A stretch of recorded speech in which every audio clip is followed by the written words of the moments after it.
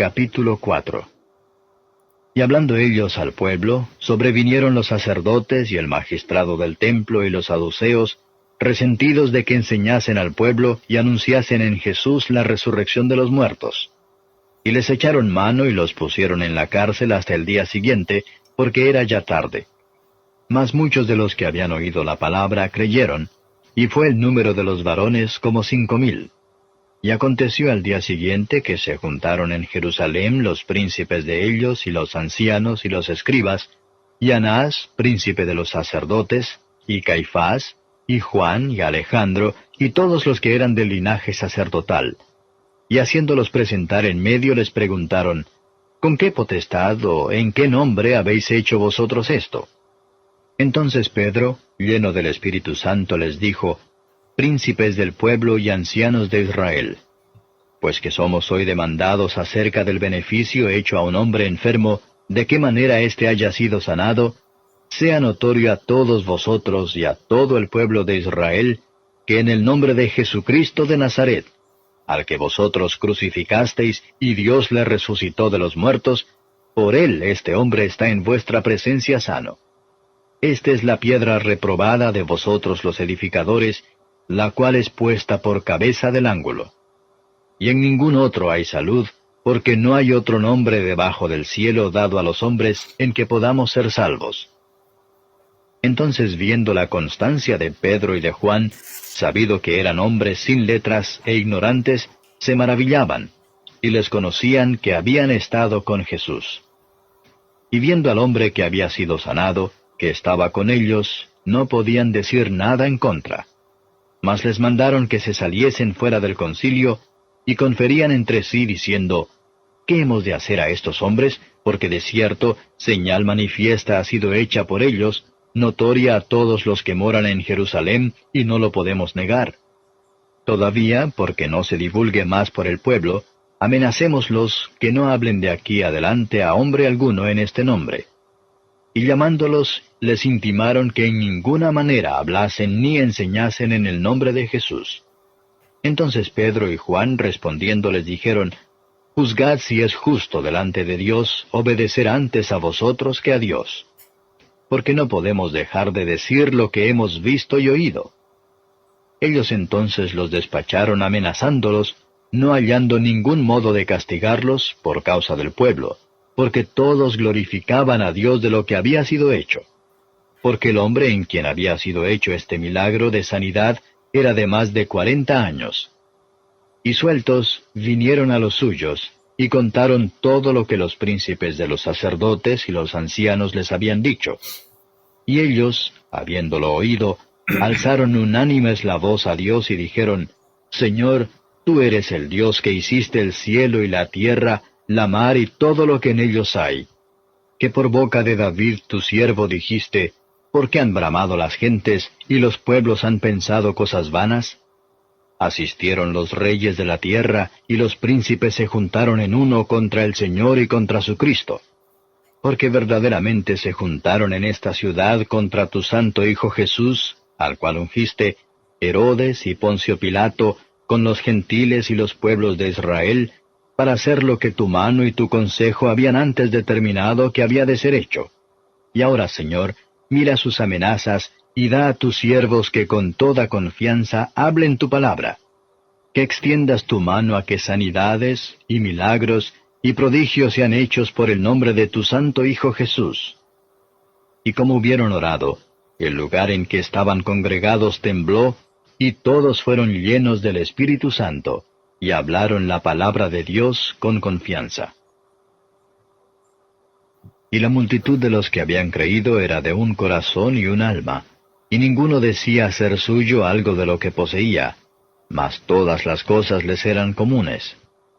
Y los apóstoles daban testimonio de la resurrección del Señor Jesús con gran esfuerzo, y gran gracia era en todos ellos, que ningún necesitado había entre ellos, porque todos los que poseían heredades o casas, vendiéndolas, traían el precio de lo vendido, y lo ponían a los pies de los apóstoles, y era repartido a cada uno según que había menester.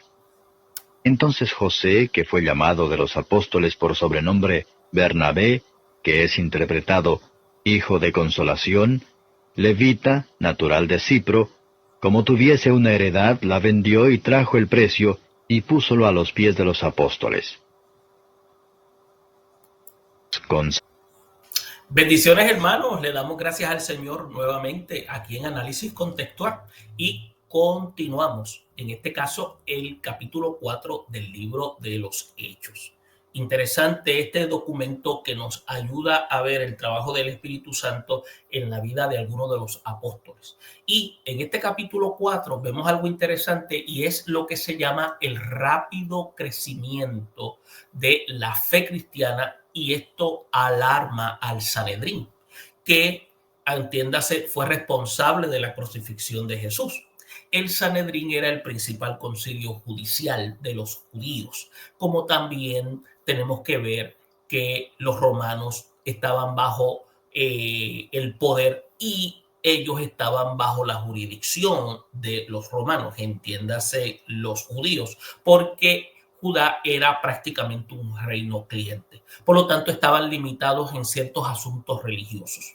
Entonces, estaba esto compuesto, entiéndase el Sanedrín, por líderes, ambos de diferentes grupos, algunos le llaman partidos. Estaban los fariseos y estaban los saduceos. Los saduceos pertenecían a esta clase sacerdotal aristocrática, que mediante la obtención del favor de los romanos, ellos se encargaban entonces de poder hacer ciertas manipulaciones, mientras que también estos aseguraban que sus ambiciones económicas y políticas pudieran llevarse a cabo.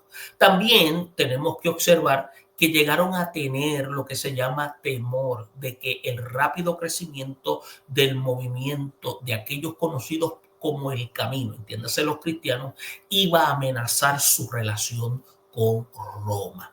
Y si llegara a estallar algún tipo de revolución. Si usted está dándose cuenta, el Sanedrín estaba actuando en manos de estos líderes como una especie de tinglado, una especie de andamiaje para sus propios intereses. Entonces, muchas de sus riquezas consistían en propiedades que los romanos tomarían en caso de algún tipo de levantamiento, y los cristianos estaban predicando el nombre de Jesús y estaban llevando el evangelio, que era prácticamente lo que ellos habían recibido y lo habían experimentado. Por lo tanto, Jesús se había convertido en su rey, estaba vivo y que el reino de Dios estaba por venir en la tierra. Y era la mentalidad que había en ese momento. Por eso es que también usted va a notar que se comenzaron a conglomerar en Jerusalén, porque estaban esperando lo que se llamaba el establecimiento del reino.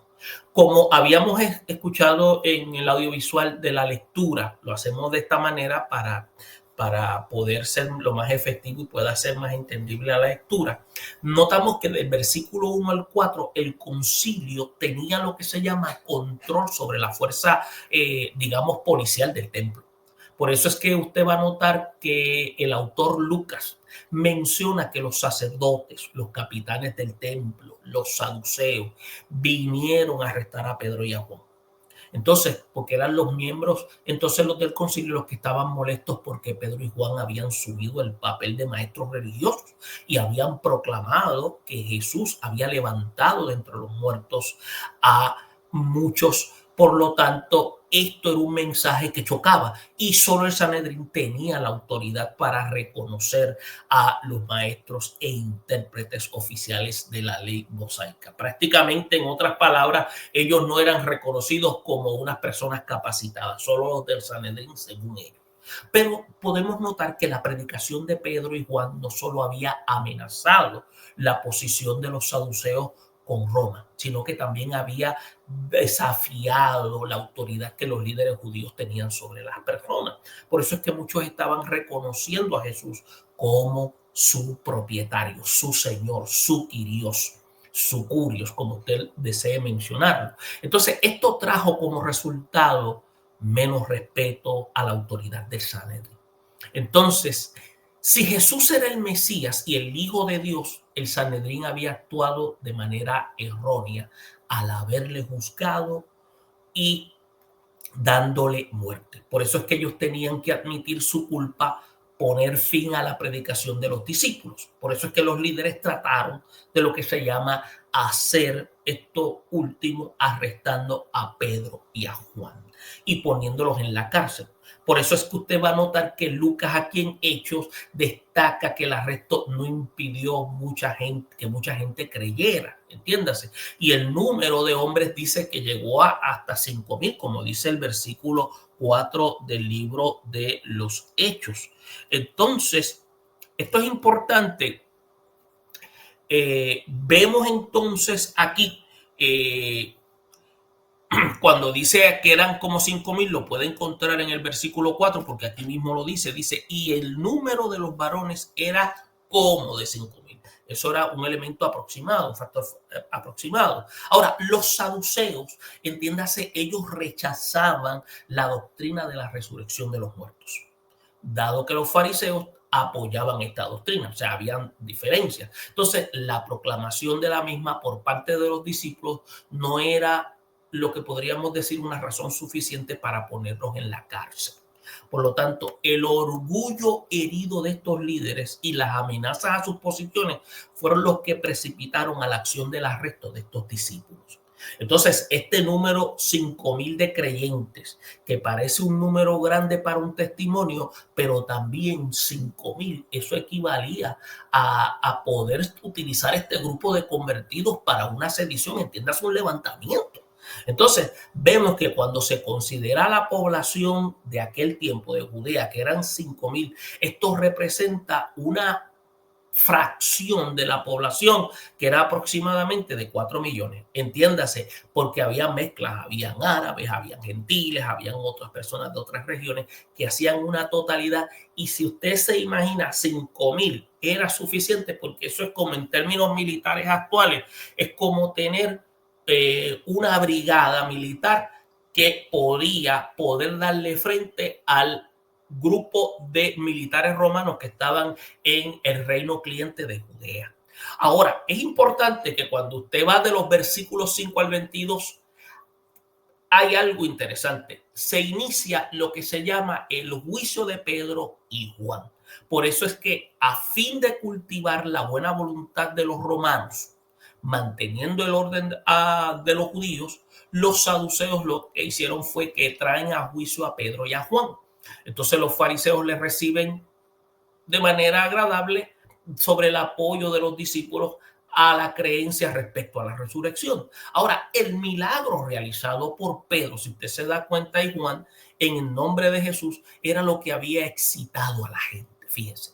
Entonces, los líderes deciden entonces sofocar el movimiento antes de que se extendiera más allá. Por lo tanto, los dos discípulos fueron llevados ante el concilio. Entiéndase, el grupo, la asamblea que iba a determinar, ¿no? Entonces, que era entonces lo que iban a decidir por las vidas de Pedro y de Juan. Entonces, el Sanedrín estaba compuesto por dirigentes, ancianos y escribas. Los miembros de la alta familia sacerdotal eran los dirigentes. Entonces, los ancianos eran ciudadanos prominentes y los escribas eran estudiantes de la ley y principalmente eran fariseos. Y no podemos olvidar que dentro de este grupo de líderes estaba Caifás, que era el sumo sacerdote, y su suegro Anás. Ya estamos viendo que hay un problema de corrupción porque hay dos sumos sacerdotes que estaban sirviendo como sumos sacerdotes desde, fíjese, según la historia, se menciona desde el año 6 al año 15 después de Jesucristo, y algunos continuaban considerando al sumo sacerdote de carácter legal, y aunque Caifás era el sumo sacerdote oficial, Anás continuaba ejerciendo con mucho poder, y esto demuestra que había cierto grado de corrupción. Ahora, comienza ese proceso de interrogatorio con el desafío de la autoridad de los apóstoles para predicar. Entonces, Pedro y Juan, que eran hombres comunes, sin ningún tipo de preparación rabínica, entonces estamos viendo que ellos se quedan sorprendidos porque de la manera que estaban hablando porque estaban siendo dirigidos por el Espíritu Santo.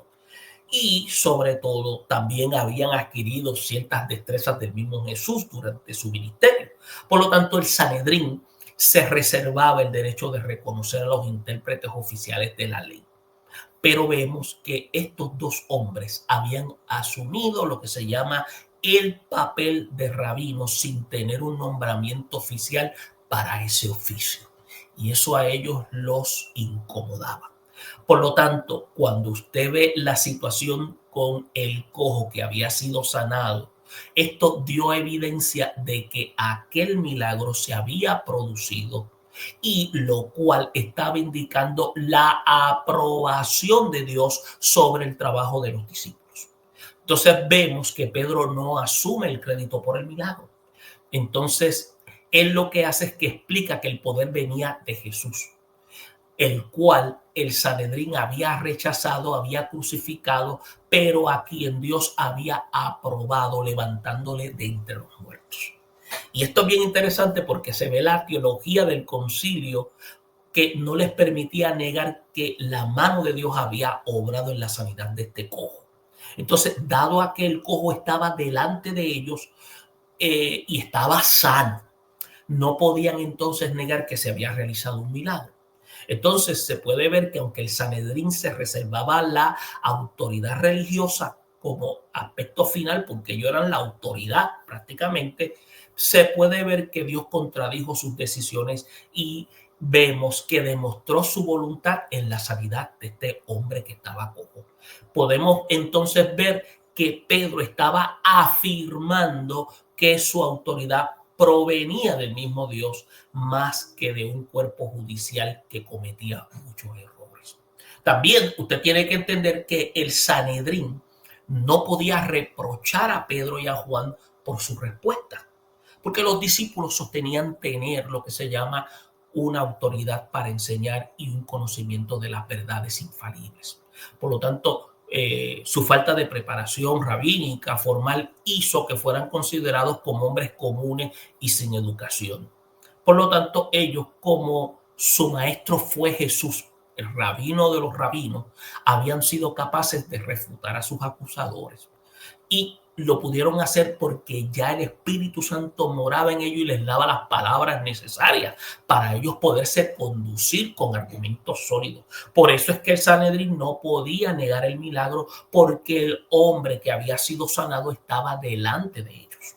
Entonces, esta acción semejante tienen que ver que habían puesto en peligro la relación con la gente que estaban lo que llaman excitada con el milagro y la presencia del reino de Dios, porque eso era lo que estaba ahora promoviéndose en ese momento. Entonces, después de conferenciar en privado, el concilio entonces llega a la conclusión de que iba a ejercitar su autoridad y iba a prohibir predicar en el nombre de Jesús.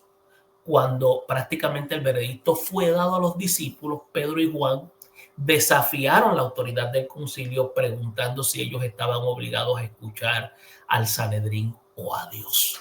Interesante este argumento de estos hombres. Por eso es que Pedro y Juan afirman que su experiencia en Cristo era superior a la enseñanza rabínica, nombrados oficialmente. En otras palabras, ustedes tienen academia, tienen diplomas, tienen capacitación, pero carecen del respaldo divino y la unción. Y entiéndase la unción a la persona del Espíritu Santo en sus vidas.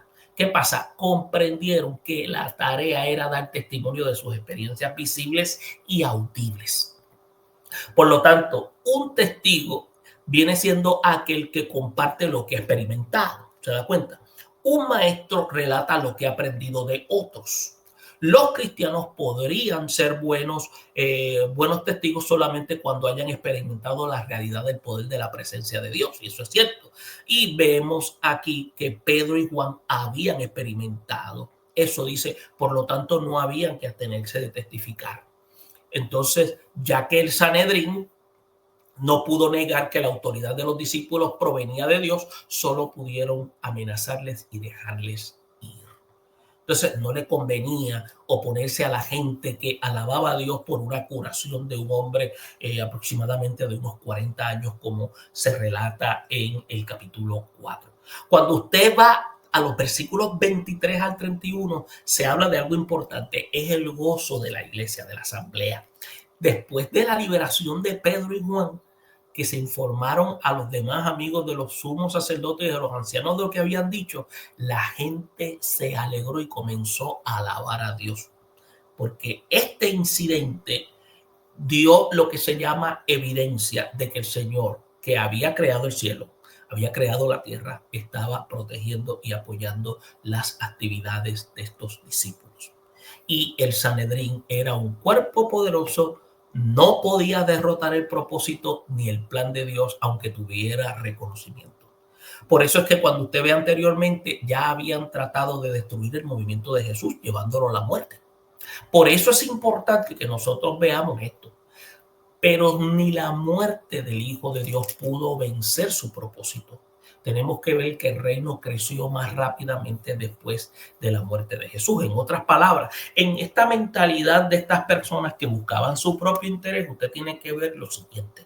Posiblemente ellos se preguntaban, ¿cómo es posible que tumbamos su líder?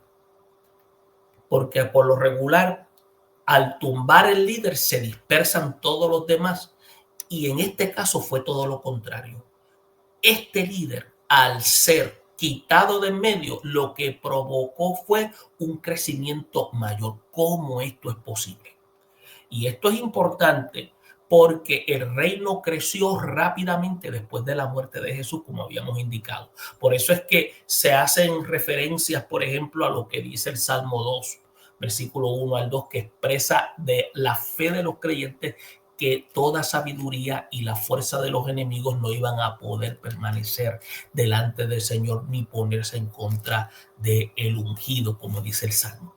Por eso es que los judíos y gentiles, bajo la dirección de Caifás, Herodes y Poncio Pilato, habían tratado de lo que podríamos decir aniquilar la obra de Dios en la persona de Cristo, pero fracasaron. Entonces los discípulos estaban confiados en que la oposición iba a continuar fracasando. Por lo tanto, no hicieron caso de las amenazas del Sanedrín. Al contrario, ellos rogaron que el Señor los llenara de audacia para hablar más su palabra y de poder para realizar milagros para que Jesús pudiera ser honrado. En otras palabras, le pedían al Espíritu Santo que les diera ese denuedo, esa valentía. Por lo tanto, el Señor dio muestras de haber respondido a las oraciones de estos discípulos, ahora apóstoles proclamadores, enviados por Dios, y el lugar fue sacudido con una manifestación de haber sido llenos del Espíritu Santo. Por eso es que los discípulos hablaron la palabra de Dios con audacia. Por eso es importante que usted ve que en la primera parte de Hechos es bien evidente que el ser lleno del Espíritu Santo no era una experiencia de una vez y para siempre. Usted va a ver que los discípulos fueron llenos en el día de Pentecostés, como lo dice Hechos 2, versículo 4. Y esto fue el cumplimiento de lo que se llamaba la promesa del Padre y la predicción de Juan el Bautista de que Jesús iba a bautizar a sus discípulos con el Espíritu Santo. Entonces, Pedro se encontraba entre los que fueron llenos en esa ocasión. Y vemos que necesitó ser lleno en este momento y se presentó al Sanedrín. Y aquí cuando decimos lleno, no era que el Espíritu se iba. Esta expresión la utilizamos para dar a conocer de que en este momento dado el Espíritu Santo toma dominio en la vida y dirección de Pedro de tal manera que en estos momentos cruciales le dio palabras correctas para hablar con autoridad, o sea, con capacidad de influenciar ante ellos. Ya el Espíritu Santo había hecho residencia permanente en la vida de los discípulos.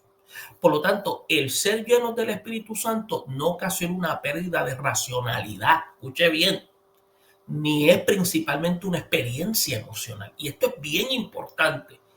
La experiencia lo que hace es que brinda confianza, brinda audacia, para hablar la palabra de Dios con denuedo. Por lo tanto, ser llenos del Espíritu Santo, lo que trajo a ellos fue gozo a los nuevos cristianos, trajo esperanza y junto con el deseo de compartir con aquellos llamados inconversos lo que estaban experimentando en la persona del Señor resucitado. Por eso es que la experiencia aparece a verlos, digamos, capacitados para obtener un conocimiento más profundo del significado de la resurrección y el poder del reino de Dios. Aquí es donde se cumple la función del Espíritu Santo a guiar a verdad. Y vemos que lamentablemente muchas veces el emocionalismo o la irracionalidad sustituyen a la experiencia genuina de ser lleno del Espíritu Santo, como ocurre actualmente en muchos lugares. En ningún momento usted va a ver que Pedro fue un hombre tan racional y controlado cuando fue lleno del Espíritu Santo y habló ante el Sanedrín. Esto demuestra una transformación en su vida. Por lo tanto, la experiencia le dio lo que podríamos llamar audacia, le dio seguridad, la cual Dios proveyó y estaba presente con poder para afirmar las palabras y producir resultados. ¿Y quién era el que estaba? El Espíritu Santo en la vida de Pedro. Por eso es que si usted puede notar algo importante en este capítulo, es que Lucas afirma la unidad de los creyentes. La posición del Sanedrín no los había dividido ni los había obstaculizado de su misión o tarea que habían recibido. Entonces, a menudo las iglesias sucumben porque hay división entre los miembros debido a celos, debido a egoísmos. El poder del Espíritu Santo lo que hizo fue que liberó a los discípulos de estas actitudes destructoras. Importante. Una vez eso, ellos sentían interés y amor unos por otros, lo cual lo que trajo fue que compartieran voluntariamente sus posesiones. Por eso es que ya nada era de ellos, sino que todo era común. Por eso es que los apóstoles continuaron compartiendo sus testimonios en el poder del Espíritu Santo. Su nueva vida en el reino ya estaba caracterizada por algo importante: el gozo. Y el gozo aquí no es alegría, es esa esperanza de lo que ya Dios le había dado como promesa y la abundancia, mientras continuaban experimentando lo que llamamos nosotros la gracia de Dios. Entonces, algo importante: aparentemente la pobreza se adueñó muy pronto de los cristianos en Jerusalén. Quizás quienes se oponían al entendimiento del movimiento, aplicaron presiones económicas sobre ellos. Entonces, abrazar la fe en Cristo o abrazar el cristianismo, que se conocían como los del camino, frecuentemente traía aparejada la ruptura de lazos sociales, traía también la exclusión del sistema económico. Ahora, puede ser también que los no creyentes se hayan negado a dar empleo a los cristianos o comercializar con ellos. Por eso es que en la iglesia primitiva no se descuidaba a las personas necesitadas, ya que en los que poseían tierras, casas, las vendían y daban lo que obtenían a los apóstoles para su distribución en aquellos días de necesidad. Por eso es que usted va a ver, y lo vamos a ver más adelante, cómo Lucas introduce a un discípulo de una devoción extraordinaria, que su nombre era José, que los apóstoles llamaron Bernabé. Entonces, este nombre significa consolación. Usted pues lo encuentra cuando analiza la escritura. Entonces, Bernabé juega un papel importante en la iglesia primitiva porque vemos que fue uno que fue eclipsado por su compañerismo. Y también Pablo vemos que no debe, o mejor dicho, fue eclipsado por su compañerismo por un hombre llamado Pablo. Entonces tenemos que ver que esto no debe pasarse por alto, el hecho de que Bernabé permaneció junto a Pablo cuando otros discípulos le tenían temor y le rechazaron. Por eso es que Bernabé también animó a Juan Marcos. Ahora, es importante también notar que el nombre Bernabé le fue dado a José debido a que la venta de su terreno y el regalo del dinero para los pobres fue un consuelo para aquellos que estaban en necesidad. Entonces él era lo que podríamos decir un hombre adinerado proveniente del área de Chipre, según lo que hemos investigado, y puso a disposición de los apóstoles los tenidos de la venta de su propiedad. También vemos la generosidad que no estaba motivada por un deseo de obtener honra y reconocimiento. Y toda la evidencia indica que era un hombre guiado por motivos honestos, amor, compasión y todo esto. Esto que le estoy dando es un análisis de lo que más adelante se va a ver en el capítulo 5. ¿Por qué? Porque vemos cómo Bernabé actúa como un hombre consciente de las necesidades de los demás y la naturaleza dadivosa, y cómo responde al llamar al ver la necesidad de los demás. Y vemos cómo la iglesia de nuestros días necesita muchos hombres como Bernabé, con ese espíritu de servicio. Ahora, cuando entremos más adelante en el análisis del capítulo 5, vamos a ver entonces lo que sucede con una pareja que hizo todo lo contrario, buscando lo que prácticamente no era necesario, y vemos las consecuencias de su acción.